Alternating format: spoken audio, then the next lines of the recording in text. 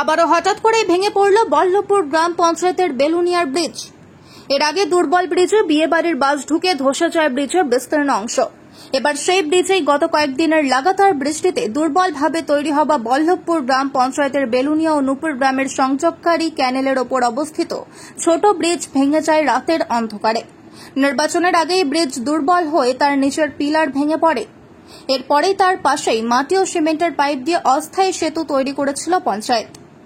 এবার সে ব্রিজ কয়েকদিনের টানা বৃষ্টিতেই অস্থায়ী সে ব্রিজের ওপর মাটির স্তর সরে গিয়ে আবারও বড়সড় ধস নেমে বিপর্যস্ত হয়ে পড়ল অস্থায়ী ব্রিজ। আর তার সাথেই দীর্ঘ প্রাচীন যে ব্রিজ ছিল তারও নিচের পিলারগুলি গত কয়েকদিনের বৃষ্টির জলের তীব্রতায় ভেঙে পড়ায় এখন জীবনের ঝুঁকি নিয়ে ব্রিজ পারাপার করতে হচ্ছে এলাকাবাসীকে। এই মুহূর্তে ওই ব্রিজের অস্থায়ীভাবে নির্মাণের জন্য এসে উপস্থিত হয়েছেন WBSODA দপ্তরের এক্সিকিউটিভ বাস্তুকার সব্যসাচী ওঝা সহ তার দপ্তরের অন্য সকল বাস্তুকার ও স্থানীয় পঞ্চায়েতের সদস্যরা। যাচ্ছি তো প্যাসেঞ্জার এরকম প্যাসেঞ্জার হলে নামাই দিচ্ছি, ঠিক আছে, কোনো অসুবিধা নেই, ওরা হেঁটে দিচ্ছে। কিন্তু কালকের বিকেলে একটা মহিলা ছিল, ডেলিভারি আছে, প্রেগনেন্ট আছে, ওকেও নামাতে হচ্ছে। এবার আমাদের খারাপ লাগছে না, ভাড়া দিয়ে নিয়ে আসছি। 1 কিলোমিটারের মধ্যে সামনে একটা হাসপাতাল রয়েছে, প্রেগনেন্ট যে আছে ও তো হাঁটতে পারবে না, না বয়স্ক লোক, ওরা হাঁটতে পারবে, ওর দিকেও নামা করেছে। কিন্তু খুব অসুবিধার মধ্যে আমরা আছি। যখন কি হয়েছে, এখন কি অবস্থা আছে ব্রিজে? মানে একদম যা হবার হয়ে গেছে, প্রায় এটা 3 মাস হয়ে গেছে, এখন অবধি কারোর কোনো হেলদের নেই। কাঁচা রাস্তা করে দিচ্ছে, বর্ষাতে কাঁচা রাস্তা রইবে না। দীর্ঘদিন জানাচ্ছে, এর আগে একবার রিপোর্টার এসেছিল, খবর হয়েছে, কিন্তু কোনো কাজ হচ্ছে না এখন অবধি। এই মুহূর্তে যা পরিস্থিতি, আমরা জলের এত ফ্লো এত হাই আছে, জলের স্রোত এত বেশি আছে যে এই মুহূর্তে এক্ষুনি কিছু আজকে করে ফেলা যাবে না।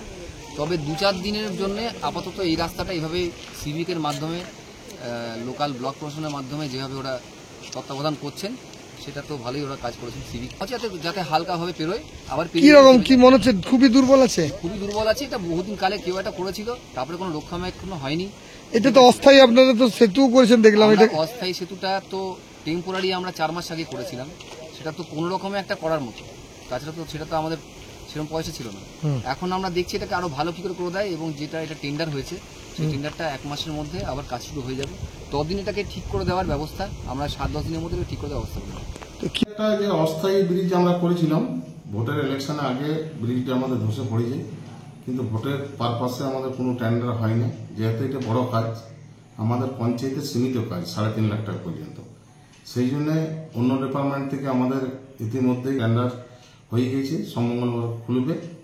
মোটামুটি 46 লাখ টাকা স্যাংশন হয়েছে। যেটা অস্থায়ী আমরা সেতু করেছিলাম সাইডে, সেইটাকে একটা মাটি দিয়ে করেছিলাম, ওটা মাটি দিয়ে ধস নেমে যায়, সেটাকে আমাদের অফিসাররা আসছে, ওই ব্রিজটা রিপেয়ারিং করে দেবে। এবং যনটা আমাদের টেন্ডার পেপারে 46 লাখ টাকার কাজ যে শুরু হতে চলবে, সেইটা কিন্তু আমরা বর্ষার আগেই চেষ্টা করছি।